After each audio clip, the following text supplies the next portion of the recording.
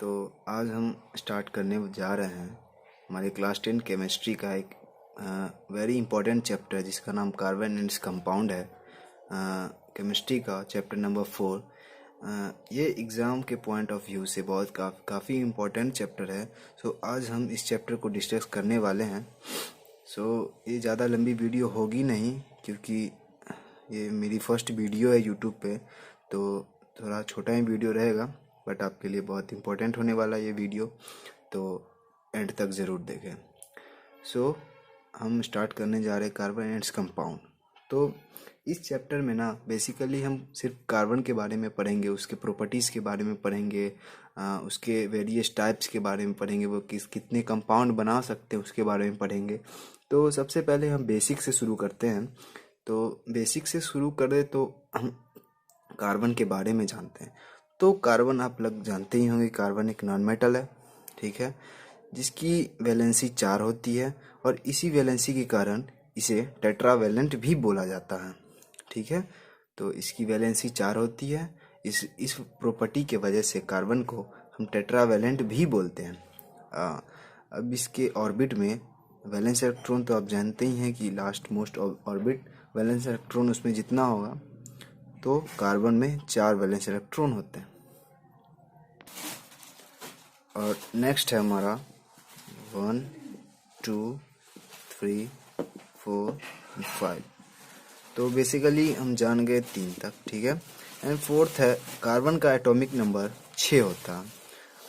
6 होता है, इसका मतलब 6 एटॉमिक नंबर 6 होता। और fifth is atomic mass. Carbon का एटॉमिक मास वो 12 होता। 12 यू बोलिए या 12 AMU बोलिए, 12 इसलिए है 6 प्रोटॉन प्लस 6 न्यूट्रॉन। हम एटॉमिक मास कैसे निकालते हैं?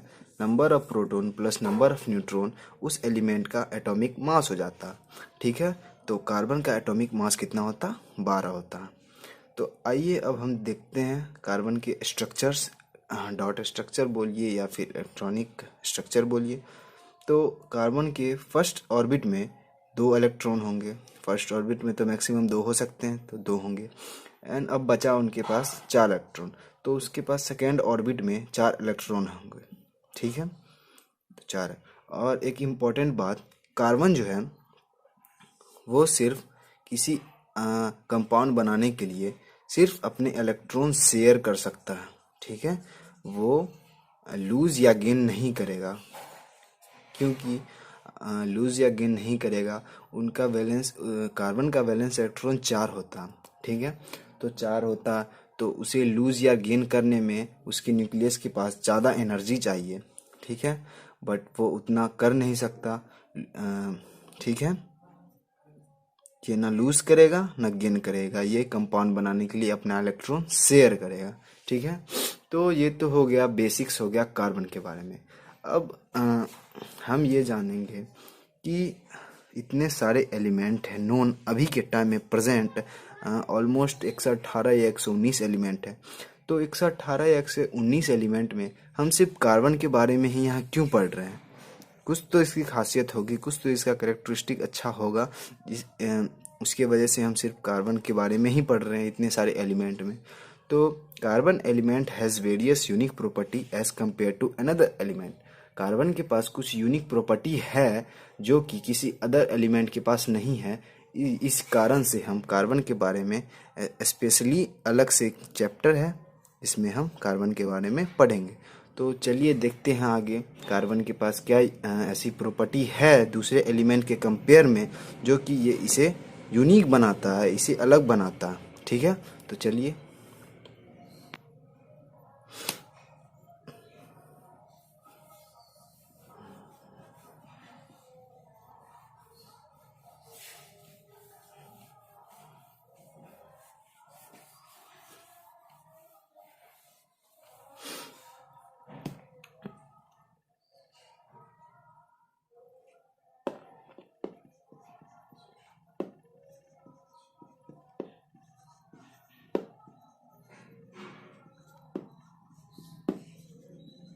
यूनिकनेस ऑफ कार्बन एलिमेंट, ठीक है।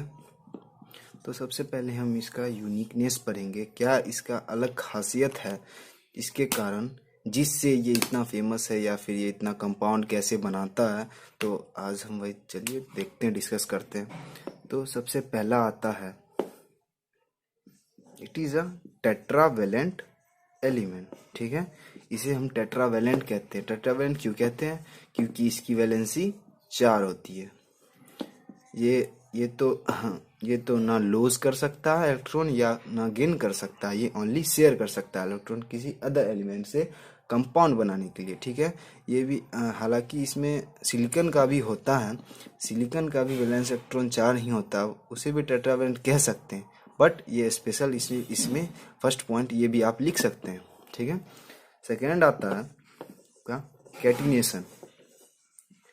कैटिनेशन एक प्रॉपर्टी होती है किसी भी एलिमेंट की, जो कि सिर्फ कार्बन की ही प्रॉपर्टी है, जिससे वो कार्बन और कार्बन एटम के बीच डायरेक्ट बॉन्ड बना सकता है, जिससे वो लंबे चेन बना सकता है, लॉन्ग चेन मेक्स, लंबे चेन बना सकता है। एग्जाम्पल जैसे ऐसे, इसमें तो कितने भी आप कार्बन एटम जोड़ सकते हैं जिससे ये लंबा चेन बना सकता है। ठीक है, third is isomerism. Isomerism show करता है कार्बन, ये भी इसकी एक यूनिकनेस पॉइंट हो सकती है। तो आइसोमेरिज्म होता क्या? आइसोमेरिज्म होता है किसी भी कंपाउंड की वो प्रॉपर्टी जिसका molecular formula is same but structure formula is different। Isomerism किसी भी कंपाउंड की वो प्रॉपर्टी होती है जिसका तो मॉलिक्यूलर फॉर्मूला सेम होता है बट उसका स्ट्रक्चर फॉर्मूला अलग होता है। ठीक है, तो अगर एग्जांपल आगे देखेंगे, ठीक है, तो फिलहाल इतना समझिए।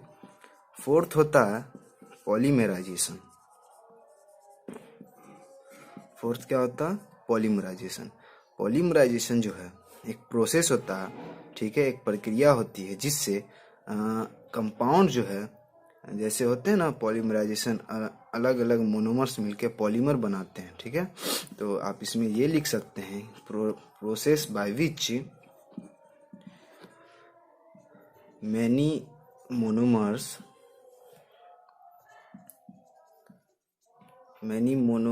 combine to form polymers. ठीक है, तो इस प्रोसेस को क्या कहते हैं? पॉलीमराइजेशन कहते हैं। तो ये कुछ यूनिकनेस हो गई कार्बन के बारे में, कार्बन के अबाउट कार्बन कुछ यूनिकनेस हो गए जिसके कारण हम इसे इंडिविजुअली एक खास देते हैं, एक खास मतलब इसका दर्जा दिया जाता है। कार्बन का कुछ स्पेशल एलिमेंट होते हैं, इतने अभी के टाइम में प्रेजेंट में जितने नॉन एलिमेंट है उसमें से सबसे खास कार्बन को ही माना जाता है, क्योंकि उनके पास कार्बन के पास ये सारी यूनिकनेस होती है, और भी हो सकती है बट आपके सिलेबस में बस इतना ही पढ़ना। ठीक है, तो first is tetravalent, second is catenation, third is isomerism, fourth is polymerisation. ठीक है, तो बढ़ते हैं आगे।